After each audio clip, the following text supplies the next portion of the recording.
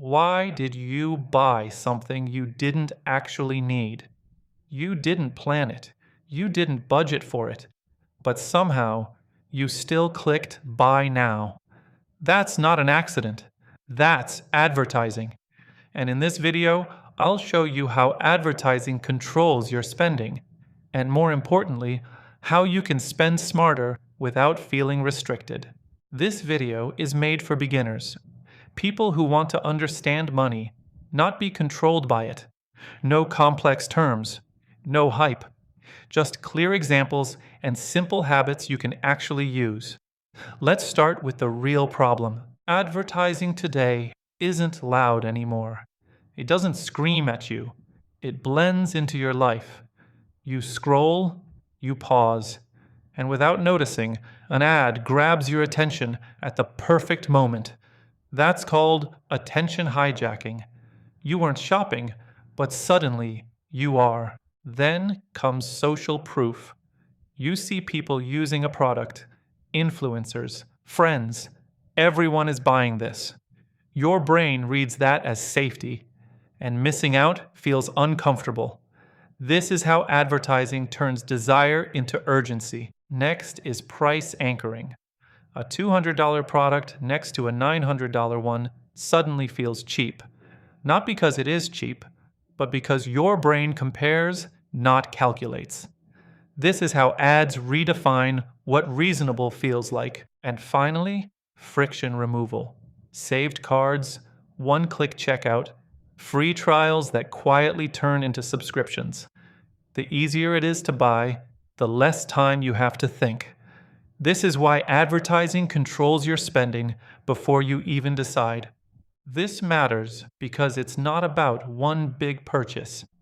It's the small ones, the impulse buys, the forgotten subscriptions. Over time, they delay your goals. They drain your savings quietly. Now let's talk about how to take control back. First, awareness. When you can name the trick, it loses power. Before clicking an ad, pause for 10 seconds. Ask one simple question. Is this solving a real problem or just creating a feeling? Words like limited time or bestseller are nudges, not facts. Awareness alone reduces impulse spending. Make it easier by changing your environment. Turn off shopping notifications. Hide or mute ads when possible. Use ad blockers on browsers if you can. You don't need more willpower. You need fewer triggers. Second, ad friction. Advertising wins when buying is effortless. So slow it down. Use a 24-hour rule for non-essential purchases. Remove saved payment information.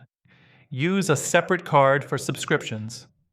When buying takes effort, your brain has time to decide.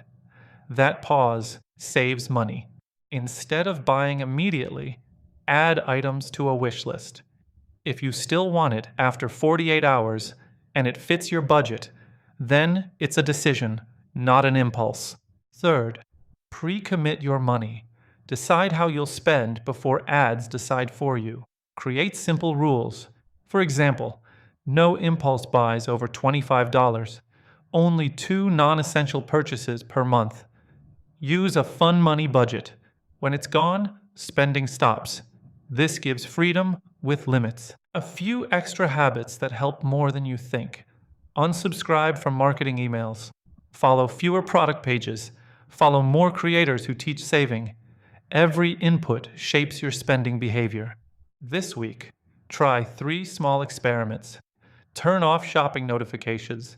Apply the 24-hour rule once. Track just $20 of fun spending. You'll be surprised how much control you already have. Advertising controls your spending by stealing attention and removing time to think. You fight back with awareness, friction, and planning.